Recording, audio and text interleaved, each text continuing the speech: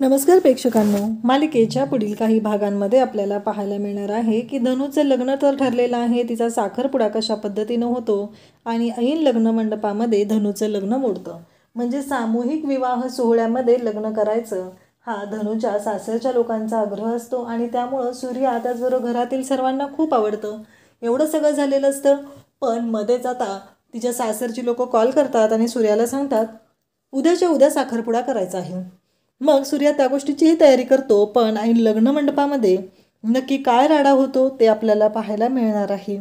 म्हणजे लग्न मंडपामध्ये अगदी मंगलाष्टका चालू व्हायच्या आधी सूर्याला त्या मुलाचे वडील असतात ते म्हणतात की 15 लाख रुपये टाकायचे. 15 लाख रुपये दिल्याशिवाय हे लग्न होणार नाही.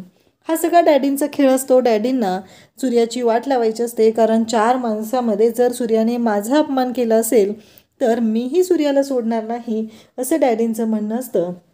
आणि त्यासाठी डॅडींनी हे सगळं केलेलं असतं. आता ऐन लग्न मंडपामध्ये जेव्हा सूर्या त्या पाहुण्याची तिथे धुलाई करतो आणि त्या धुलाई केल्यानंतर सूर्याने जो निर्णय घेतलेला असतो, ज्या घरातली लोक हुंडा मागत आहेत त्या घरामध्ये मी माझ्या बहिणीला देणार नाही. जर आता लग्नाच्या वेळेस एवढा गोंधळ होत असेल, त्यांना 15 लाख रुपये हवे आहेत, तर उद्या माझी बहीण दिल्यानंतर पण यांच्या अपेक्षा वाढतच जातील. त्यामुळं सूर्याने इकडे धनूचं लग्न मोडण्याचा निर्णय घेतलेला असतो आणि सूर्याला सगळ्यांनी पाठिंबा दिलेला असतो. म्हणजे तुळजा, तेजू, भागू, धनू, राजू सगळ्यांनी पाठिंबा दिलेला असतो आणि आम्हालाही असल्या घरात लग्न करून जायचं नाही हे स्पष्टपणे सांगितलेलं असतं. तर हे सगळं कशा पद्धतीनं होणार आहे त्यासाठी हा व्हिडिओ शेवटपर्यंत पहा. तर इकडे आपल्याला पाहायला मिळतं की आता इथे कार्यक्रमासाठी म्हणजे धनूचा साखरपुडा असतो, त्या साखरपुड्याच्या कार्यक्रमासाठी आलेले असतात ते म्हणजे डॅडी, त्याचबरोबर शत्रू सगळेजण आलेले असतात. आणि शत्रू मात्र इकडे तेजूशी चुकीच्या पद्धतीनं वागत असतो. तेवढ्यातच शत्रूला समोरून सूर्य येताना दिसतो. सूर्य आलेला दिसला की शत्रू घाबरलेला असतो. सूर्याने शत्रूचं नरडं पकडलेलं असतं आणि अक्षरशः त्याला वर उचललेलं असतं आणि शत्रूला मात्र जाम भीती वाटायला लागलेली असते. शत्रूला कळतच नसतं. ती म्हणत असतो की नाही हो दाजी सोडावं मला खाली, दाजी सोडावं मला खाली असं म्हणत बोलायला सुरुवात केलेली असते. तो घाबरलेला असतो, कारण त्याला कळत नसतं की या सगळ्यातून मार्ग कसा काढायचा आहे, हे सगळ्या गोष्टी कशा हँडल करायच्या आहे हेच त्याच्या लक्षात आलेलं नसतं. आणि मग त्याला पडलेलं ते स्वप्न असतं. त्यानंतर आता इकडे कार्यक्रमाची सुरुवात होते. साखरपुड्याचा कार्यक्रम असतो, सगळेजण जमलेले असतात आणि साखरपुड्याची सगळी तयारी जोरदार झालेली असते. आणि त्याचबरोबर पाहुण्यांनी अच्छा वेळ जास्त माणसं आणलेली असतात, तरीही सूर्याने ही सगळी परिस्थिती हँडल केलेली असते. अचानक वेगळा स्वयंपाक, एक्स्ट्रा स्वयंपाक बनवायला घेतलेला असतो. राजू त्याचबरोबर तुळजा सगळेजण घरामध्ये स्वयंपाक बनवत असतात. कार्यक्रमाची तयारी झालेली असते. नवरी मुलगीला घेऊन या असं सांगितलं जात असतं. आणि नेमकं त्याच वेळेस आता इकडे अंगठी शोधायची चालू असते आणि मग इकडे धनुचे होणारे जे सासरे आहेत ते तिथे येतात आणि ते म्हणू लागतात की पाहुणं जरा इकडे या, नाही बोलायचं आहे तुमच्याशी असं म्हटल्यानंतर ते जातात. तुळजा, राजू सगळेजण तिथे असतात आणि ते सांगतात की अहो तुमच्याकडे पिशवी ठेवायला दिली ती ना मी, पण त्या पिशवीमध्ये अंगठी होती, ती अंगठीच नाही आहे याच्यात. सूर्या म्हणतो असं कसं झालं, अंगठी का नाही आहे त्याच्यामध्ये. मग ते विचारू लागतात की पिशवी तर तिथंच ठेवली होती, मग कुठे गेली अंगठी. सूर्या म्हणतो आता सगळ्यांना विचारायला पाहिजे. तुळजा त्याच्यावरती म्हणत असते नाही रे सूर्या, असं आपण कोणाला नाही विचारू शकत अंगठीबद्दल. तेव्हा इकडे आपल्याला पाहायला मिळतं की हे सगळं जेव्हा घडत असतं तेव्हा तुळजा पण घाबरलेली असते. मग याच्यावर उपाय काय, अचानक अंगठी कुठून आणायची, कारण ते पाहुणे इतके नालायक असतात की त्यांनी आधी फुल प्लॅन केलेला असतो. त्याच्या बायकोने सांगितलेलं असतं की काहीही झालं तरीही ही अंगठी जी आहे ती न्यायचीच नाही, रिकामा बॉक्स न्यायचा आणि तिथं जाऊन त्यांनाच म्हणायचं की तुम्हीच अंगठी दिली नव्हती.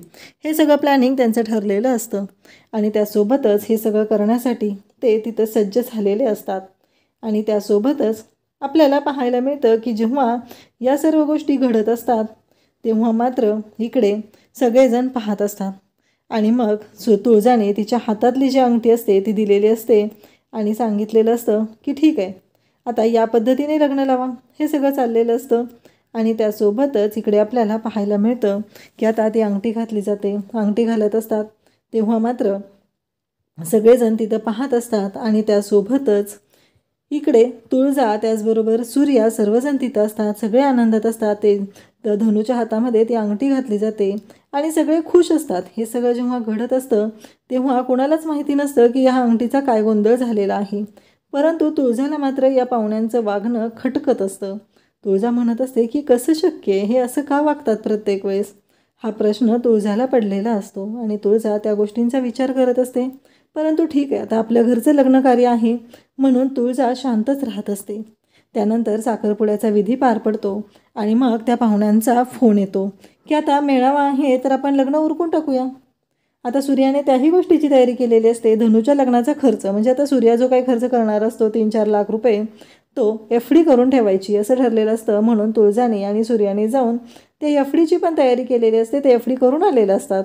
कारण धनुच्या लग्नामध्ये त्याच्याच पाहुण्यांनी सांगितलेलं आहे की खर्च वगैरे काही करायची गरज नाही, हे सगळं ठरलेलं असतं. आणि त्याच पद्धतीनं सूर्याने या सर्व गोष्टी केलेल्या असतात. आणि आता फोन आलेला असतो की लग्न आपल्याला 2च दिवसात करायचं आहे. कारण सामूहिक विवाह सोहळ्याचा जो आहे मेळावा, त्या सामूहिक विवाह सोहळ्यामध्ये आपल्याला हे लग्न उरकून टाकायचं आहे असं ठरलेलं असतं. आणि त्यासोबतच जेव्हा या गोष्टी घडत असतात तेव्हा आता लग्नाच्या दिवशी डॅडींनी कांड केलेला असतो. कारण ती माणसं तर खूपच अगदी घाणेरड्या वृत्तीची असतात. त्यांना फक्त आणि फक्त पैसाच हवा असतो आणि इकडे डॅडी त्यांची साथ देत असतात. मग डॅडींनी ते सांगितलेलं असतं पैसे मागा म्हणून. आणि नेमकं ऐन लग्नाच्या दिवशी एक मोठा राडा होणार असतो आणि ते म्हणजे डॅडी म्हणत असतात की भर माणसांमध्ये आमचा अपमान केलेला आहे, आता तुला पण दाखवतो की अपमान काय असतो असं म्हणत डॅडी बोलत असतात. आणि डॅडींनी ठरवलेलं असतं की यांची तर वाटच लावायची आहे. आणि मग डॅडींनी त्या पाहुण्यांना सांगितलेलं असतं की तुम्ही पैसे मागा, बिनधास्त पैसे मागा असं सांगितलेलं असतं. आणि मग धनुची होणारी जी सासू आहे ती म्हणते की अहो आता पार मंगलाष्टका पडून डोक्यात गळ्यात हार घालायची वेळ आली, म्हणजे कधी देणार आहे तुम्ही, कधी मागणार आहे, कधी बोलणार आहे, जाऊन जावा बरं बोलून घ्या आधी असं म्हटल्याबरोबर तो म्हणतो होय गं असं म्हणतेस वय, मग आता जातोच बोलायला असं म्हणत तो बोलायला जातो. आणि तेव्हा मात्र इकडे पाहायला मिळतं की जेव्हा तो मुलाचा वडील आहे तो सूर्याकडे येतो आणि म्हणतो आत्ताच्या आत्ता 15 लाख रुपये द्यायचे आहे तरच हे लग्न होणार आहे, अन्यथा हे लग्न होणार नाही. आणि त्या क्षणी सूर्याला जो राग येतो, सूर्याने तिथेच धुलाई करायला सुरुवात केलेली असते. त्या मंडपामध्ये सूर्या त्याला मारत असतो, धू धुलाई हे सगळं सुरू झालेलं असतं. आणि इकडे तेजू त्याचबरोबर सगळ्यांना टेन्शन आलेलं असतं. पण सूर्याने मात्र ठरवलेलं असतं की आता शांत राहायचं नाही, कारण अन्याय सहन करणं हा गुन्हा आहे. त्यामुळं काहीही झालं तरी आता शांत राहायचं नाही हे सूर्याने ठरवलेलं असतं. तेव्हा सूर्या म्हणत असतो की ज्या घरामध्ये हुंडा मागितला जातो त्या घरामध्ये माझ्या बहिणीचं मी लग्नच करणार नाही, कारण माझ्या बहिणीकडून तुम्ही जर अशी अपेक्षा करत असाल तर मला माझ्या बहिणीचं लग्नच करून द्यायचं नाही असं सूर्याने सांगितलेलं असतं. सूर्याने जेव्हा ह्या गोष्टी सांगितलेल्या असतात तेव्हा त्यांना मात्र धक्का बसलेला असतो. आणि इकडे सूर्याने त्याची धुलाई केलेली असते आणि धनुही तिथं स्पष्टपणे सांगते की आम्हाला पण हे लग्न मान्य नाही, मलाही हे लग्न करायचंच नाही असं धनुने सांगितलेलं असतं. आणि धनुने तर मस्त डॅशिंगमध्ये गॉगल घातलेला असतो आणि धनु मात्र पाहतच असते. धनुने गॉगल घातलेला असतो आणि ती सूर्याकडे पाहत असते. सूर्या पण गॉगल घालतो आणि आता सगळेजण निघालेले असतात. कारण या सगळ्यामुळे मानसिक त्रास झालेला असतो. डॅडींना मात्र त्यांचा डाव साधायचा असतो. पण सूर्या त्याच्या बहिणींना घेऊन, बायकोला घेऊन त्या लग्न मंडपामधून आता निघालेला आहे आणि त्याने ठरवलेलं आहे की काही झालं तरी याच्याशी आपला काहीही संबंध नाही, त्यामुळं मी आता हे लग्न करणार नाही, माझ्या बहिणीचं लग्न या घरात होणारच नाही हे सगळं ठरलेलं असतं. अशाच अपडेटसाठी चॅनलला सबस्क्राईब करा. थँक्यू.